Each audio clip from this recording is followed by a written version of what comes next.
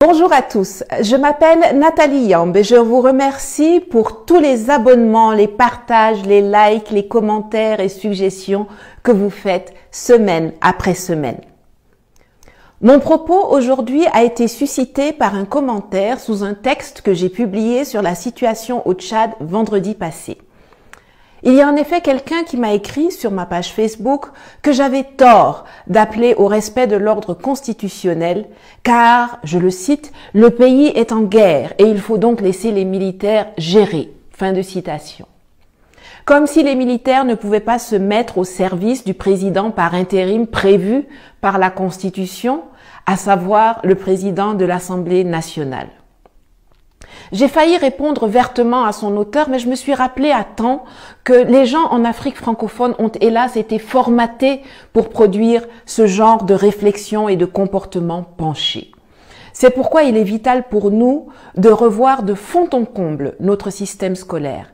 Je vais vous expliquer pourquoi sous l'œil bienveillant de Madame Rosa Parks. Le système scolaire francophone ne nous apprend pas à travailler ensemble. L'individualisation est mise en exergue là où il faudrait nous former au travail en équipe. Ce n'est donc pas surprenant si, plus tard, on se retrouve avec une masse de personnes qui ne savent pas que notre seule issue en tant qu'Africains pour être compétitifs dans un monde globalisé est l'intégration, la mise en commun de nos atouts et de nos savoir-faire plutôt que de rester chacun pour soi dans son micro-coin. Dans le système anglophone, dès la petite école, on apprend à travailler sur des projets, on crée des clubs et des associations, on pratique le team building, on est pour la fortune commune, le Commonwealth. Le système scolaire francophone ne nous apprend pas non plus à défendre une idée ou à débattre. On nous apprend à répéter ce que d'autres ont dit. Les mieux notés sont ceux qui ont la faculté de réciter par cœur leurs leçons. L'interprétation, l'adaptation, l'élargissement des connaissances ne sont pas les bienvenus. Le système anglophone ou anglo-saxon met, lui, l'accent sur le développement personnel. La créativité ainsi que le processus sont autant, sinon plus valorisés que le résultat final.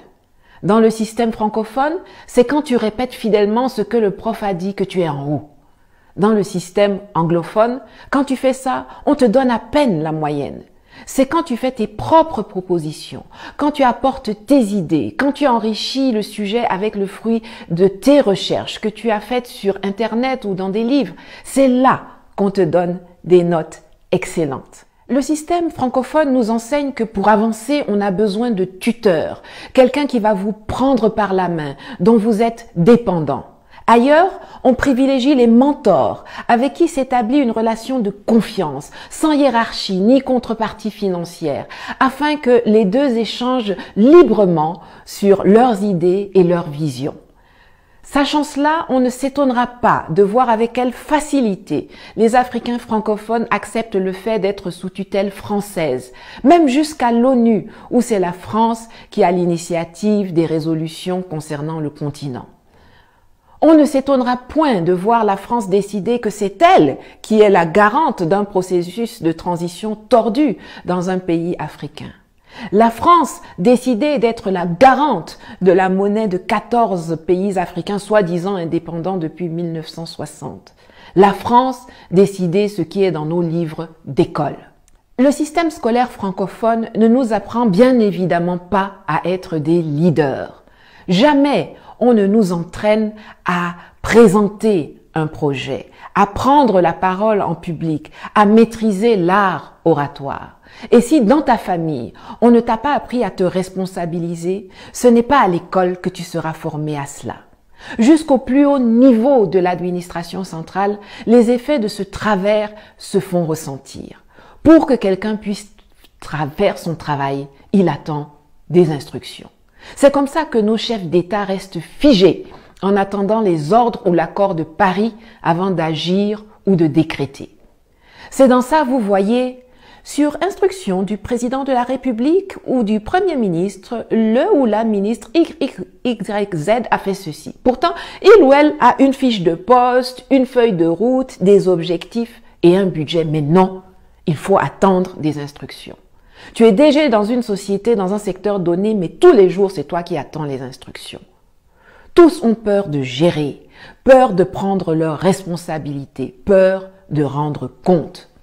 Le système francophone produit des suiveurs, des petits soldats, des gens dociles, des obéissants, des ventriloques.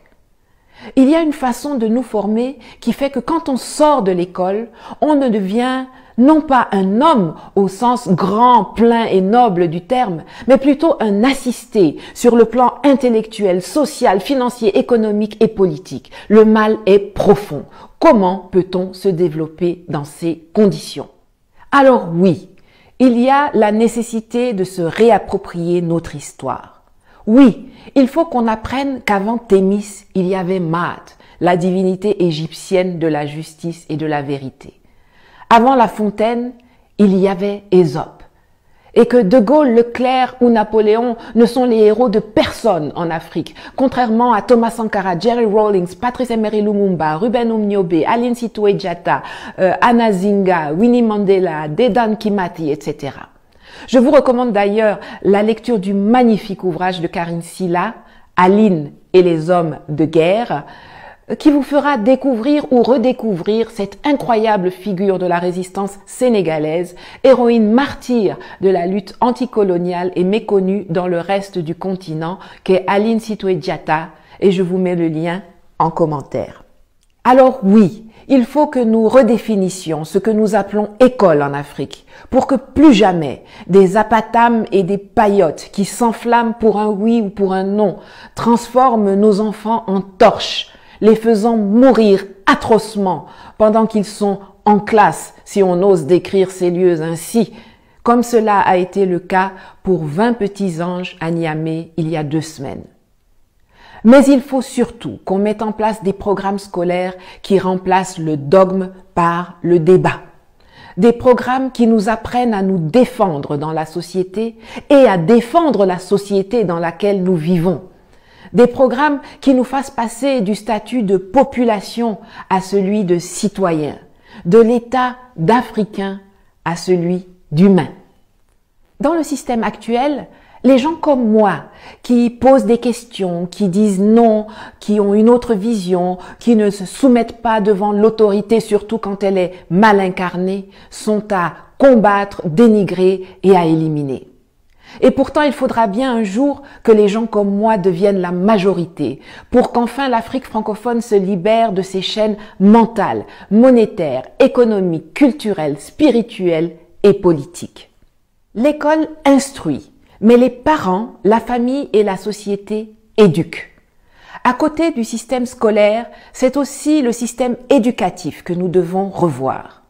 L'éducation des enfants est primordiale. Si vous êtes parents, je vous en conjure, occupez-vous de l'occupation de vos enfants. Apprenez-leur à être curieux, à utiliser Internet pour se développer, étendre leur savoir. Encouragez-les à discuter, à débattre avec vous, avec d'autres. Apprenez-leur à être décomplexés, sûrs d'eux, pétillants. Félicitez-les quand ils essaient quelque chose de nouveau, même si cela ne réussit pas du premier coup. Formez-vous vous-même pour pouvoir former mieux vos enfants, leur donner ce que vous n'avez pas pu avoir.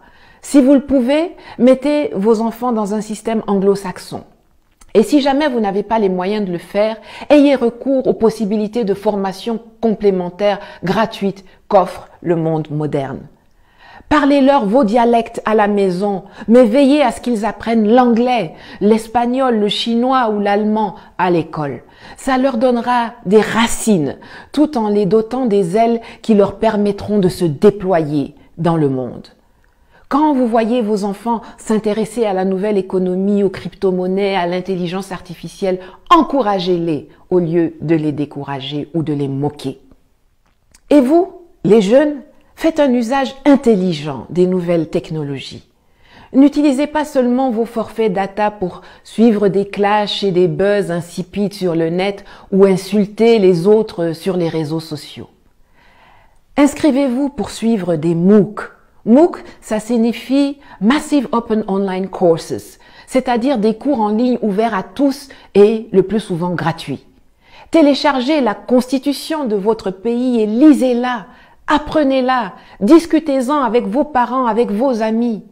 Quand quelqu'un dit quelque chose, ne soyez pas paresseux. Le temps que vous prenez pour écrire « quelle est ta source ?» ou bien « insipide, ça veut dire quoi ?» C'est le temps que vous auriez pu prendre pour googler et chercher vous-même la source, les définitions et les informations complémentaires. Vous savez tous chanter les hits de Burna Boy, Rihanna, Bruno Mars. Ne vous contentez pas de répéter les paroles sans savoir ce qu'elles signifient.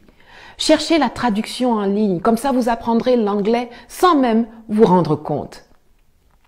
Ne bâclez pas tout, apprenez à avoir de la ressource. Un exemple.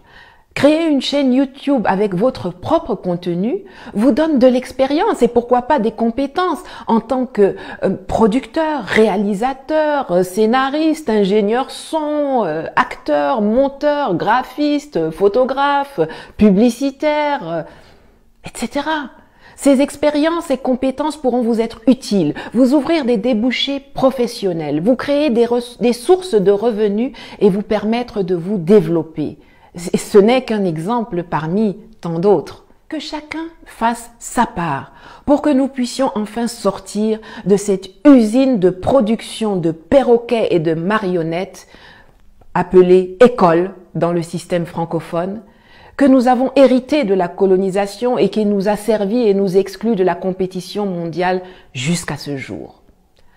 En attendant que nous portions à la tête de nos États des gens qui vont investir massivement dans le développement du capital humain, car notre seule vraie richesse, c'est le talent, l'intelligence, la formation, la mentalité, les principes et les valeurs des hommes et des femmes qui constituent notre société. Commençons déjà nous-mêmes à sortir du gouffre en s'instruisant, en éduquant correctement, en construisant notre esprit critique, en élargissant nos compétences et notre horizon. Libérons-nous. Let's go. À bientôt.